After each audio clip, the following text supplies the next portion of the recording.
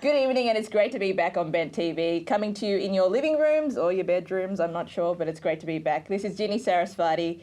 I'm joined by three lovely women today. We're going to be discussing the issues that mean the most to us in our community. I'm joined to my right is Kim McInnes, Jess Glover and Emma Dawson.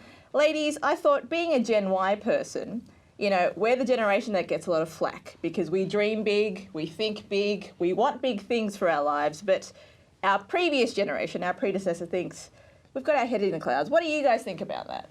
I think that we should dream big. I think it's a generational thing, and you know, the generation before us, they had to survive and they had to get a solid career, and we've been sort of told that we can do these great things, and I think we should aim for them. I don't think that's a really, I don't think that's a far dream. Like, I think we should go for it. I think maybe perhaps the generation before us and even before them, they worked really, really hard to get to where they were and had low expectations.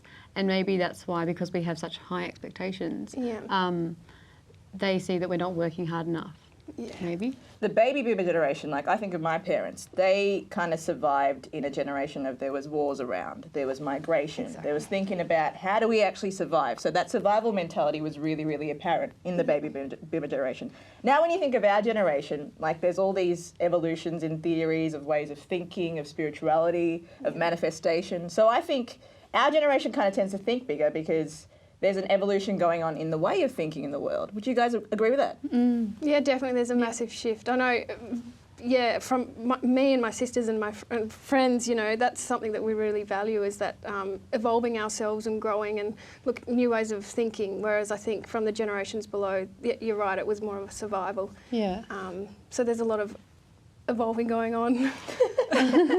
But maybe that's why a lot of Gen Y people are not quite as happy as what they could be, because we do have these, we do dream big, but maybe we're not, like, you know how we were talking about the vision boards the other day? Yeah.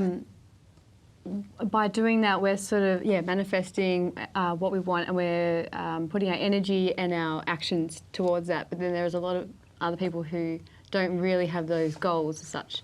I mean, they have goals, or they've got visions, but aren't really doing much to get there. The way they go about their goals is very different. Yeah. Because I think our previous generation, the way that it's kind of drummed into us, if you want a goal that you want to achieve, you've got to work hard for it. Yeah. Whereas there seems to be this apathy in our generations, like, okay, we're visioning this, we're doing a vision board. A vision board, by the way, is a board where you put pictures or quotes of what you want to manifest for your life.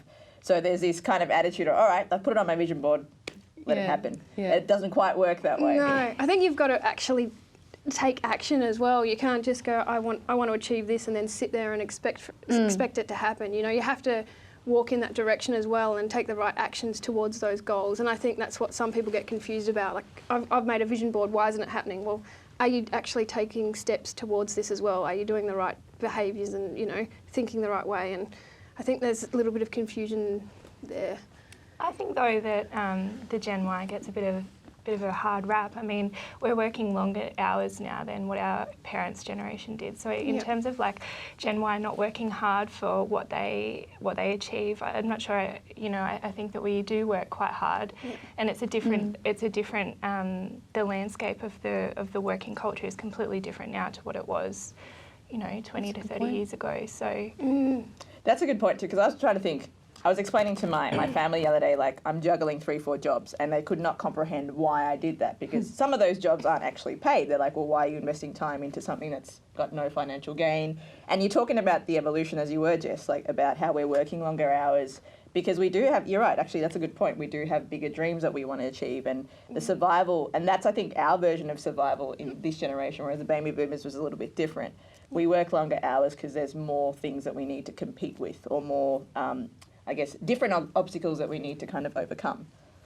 Yeah, and I think about also the queer community as well, how things have evolved in terms of sexuality and sort of liberation as well, for women especially too. Like, when you think about the baby boomer generation, there was a gap there where women couldn't vote, and the, you know, biracial people couldn't get more, people of different races couldn't get married. Now when you apply that to our generation, we can't comprehend, or it's unfathomable that, you know, two people of different races couldn't get married, and there's all these different openings and opportunities that we kind of get blessed with, I guess. Yeah, yeah, that's Definitely. true. Yeah. Cool. So when you think about Generation Y, and we get a lot of flack for being unhappy, do you think that's something that we've created ourselves, or do you think we've kind of set ourselves up for failure in a way? I think that it's like outside pressures. I mean, we're just, our TV is consumed with like reality TV where it's like in our faces of like all these rich, famous people living this extravagant lifestyle, and people aspire to, you know, have those things as well. And then when it's unattainable for the vast majority of us, I think there's this gap between what we'd like and then what we can actually achieve. And if you think about, going along with what you're saying, social networking and Facebook, we pretty much see images and statuses of people with only positive things to say about their lives, and it's a very unrealistic, what's the word? Snapshot of reality. Yeah. So then, while we watch everyone else going on with their amazing lives, we tend to feel a bit like, oh, wow. There's a big comparative factor now, isn't there? Like you look at someone's Facebook profile, if they're doing so well, you kind of go, oh, you kind of get a bit of introspection and go, why aren't I doing that well? But 98% of the time, whatever they put on Facebook isn't actually what's going on in their life, or it's only a small fraction of what's going on in their life, which is quite interesting. And they didn't have all those like social media back in the day, so they didn't have that to compare themselves to. No, it's so easy just to have a snapshot of what everyone else is doing. I find it weird to post stuff as well, because sometimes I feel like I am achieving great things, but on the flip side, I don't want to sort of gloat about it either. You know, if something cool happens in work or in my life, I don't want to just be like, hey everyone, check it out. So I've kind of like pulled back, whether it's a positive or a negative sort of experience I'm having in my life. It's very rare that I'm posting things now. Even though I know the benefits of it for, you know, connecting with people, but I think oversharing, we do a lot of oversharing. It seems like no matter what part of the alphabet that we are, whether we're LGBTIQ, just make sure that you're you, because no matter what generation that you're from, we all have our battles. This is Ginny signing off on Bent TV.